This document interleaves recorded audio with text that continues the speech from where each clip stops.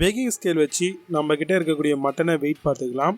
இப்போ இதில் 800 grams of mutton இருக்குது. அதில் 1 ஸ்பூன் அளவுக்கு சால்ட்டு, 1/2 ஸ்பூன் அளவுக்கு மஞ்சத்தூள், 1 ஃபுல் ஸ்பூன் அளவுக்கு கரம் மசாலா, 1 ஃபுல் ஸ்பூன் அளவுக்கு தனியா பொடி, அதே மாதிரி ஃபுல் ஸ்பூன் அளவுக்கு ஜீரகப்பொடி, 1 ஃபுல் ஸ்பூன் அளவுக்கு மிளகுத்தூள், இதில் 2 ஃபுல் ஸ்பூன் அளவுக்கு இஞ்சி பூண்டு பேஸ்ட், இது எல்லாத்தையுமே போட்டு நல்லா மிக்ஸ் பண்ணி விட்டுடலாம். மிக்ஸ் பண்ணிவிட்டு ஒரு 30 மினிட்ஸ் வரைக்கும் நம்ம மேக்னேஷனுக்காக வச்சிடலாங்க.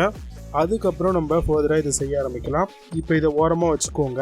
இப்போ ஸ்டவ் ஆன் பண்ணி அதில் ஒரு கடாயை வச்சுட்டு இதில் கொஞ்சமாக ஆயில், இதில் நான் மஸ்டர்ட் ஆயிலும் சன்ஃப்ளவர் ஆயிலும் மிக்ஸ் பண்ணி சேர்த்துருக்கேன். ஃப்ளேவர் ரொம்பவே நல்லாயிருக்கும், டேஸ்ட்டாகவும் இருக்கும். இப்போ எண்ணெய் காஞ்சதும் சாப் பண்ணியிருக்கக்கூடிய ஆனியன்ஸ் எல்லாத்தையும் ஆட் பண்ணிவிட்டு நல்லா பார்த்திங்க அப்படின்னா சாட்டே பண்ணி விடலாங்க. நல்லா ஃப்ரை ஆனணும் இதுக்கப்புறம் ஒரு 4 பச்சை மிளகாவை சாப் பண்ணி ஆட் பண்ணிக்கோங்க. முந்திரி பருப்பு ஒரு 12-15 முந்திரி பருப்பு உங்களுக்கு டேஸ்ட்டுக்கு ஏற்ற மாதிரி ஆட் பண்ணிக்கோங்க. நல்லா க்ரீமியான ஒரு டெக்ஸ்சர் கிடைக்கும். நல்லா பார்த்திங்கன்னா சாட்டே பண்ணி விடுங்க. இந்த டைமில் ஸ்டவ் ஆஃப் பண்ணிவிட்டு அதில் இருக்கக்கூடிய அந்த ஆனியன்ஸு, அதுக்கப்புறம் பச்சை மிளகா, முந்திரி, இது எல்லாத்தையுமே ஒரு மிக்ஸி ஜாருக்கு ட்ரான்ஸ்ஃபர் பண்ணிக்கோங்க. இதில் நான் 110 கிராம் இருக்கக்கூடிய பேக்கெட் ஆஃப் கர்டு ஆட் பண்ணியிருக்கேன். ஒரு கைப்பிடி அளவுக்கு கொத்தமல்லி ஆட் பண்ணி மிக்ஸி ஜாரை க்ளோஸ் பண்ணிவிட்டு நல்லா பேஸ்ட்டாக அரைச்சி எடுத்துக்கலாங்க. இந்த பேஸ்ட்டு தான் இதுக்கு மேஜரான ஒரு டெக்ஸ்சர் அண்ட் ஃப்ளேவர்ஸ் கொடுக்க போகுது. இதை நல்லா அரைச்சி எடுத்திங்கன்னா இந்த மாதிரி உங்களுக்கு கிடைக்கும். இதை அரைச்சிட்டு ஓரமாக வச்சுக்கோங்க. இப்போ ஸ்டவ் ஆன் பண்ணி குக்கர் வச்சுட்டு இதில் கொஞ்சமாக ஆயில் சேர்த்துக்கோங்க. இப்போ நீங்கள் பார்க்கக்கூடிய இந்த மசாலா ஸ்பைசஸ் எல்லாத்தையுமே, ஹோல் ஸ்பைசஸ் எல்லாத்தையும் ஆட் பண்ணிவிட்டு நல்லா சாட்டே பண்ணிவிடுங்க. இப்போ நம்ம ஆல்ரெடி மேக்னேஷனுக்காக வச்சுருந்தோம் இல்லையா, அந்த மட்டனை இதில் ஆட் பண்ணிக்கலாம்.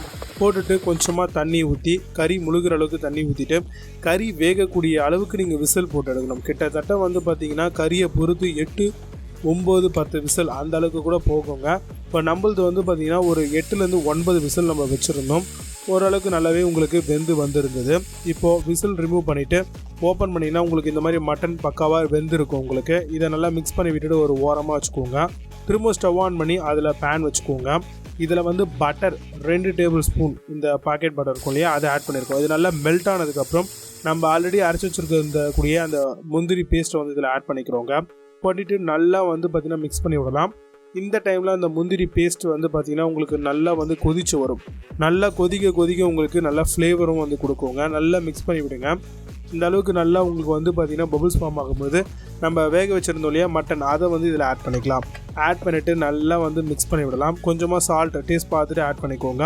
கசூரி மேத்தி நல்லா க்ரஷ் பண்ணி ஆட் பண்ணிக்கோங்க. ஆட் பண்ணிவிட்டு நல்லா மிக்ஸ் பண்ணி விட்டுட்டு கொதி வந்ததும் நீங்கள் இந்த டைமில் ஸ்டவ் ஆஃப் பண்ணிவிட்டு தாராளமாகவே இந்த மொஹாலி மட்டன் கறியை சர்வ் பண்ணலாம். இட்லி, சப்பாத்தி, பூரி கூட ரொம்பவே நல்லாயிருக்கும்.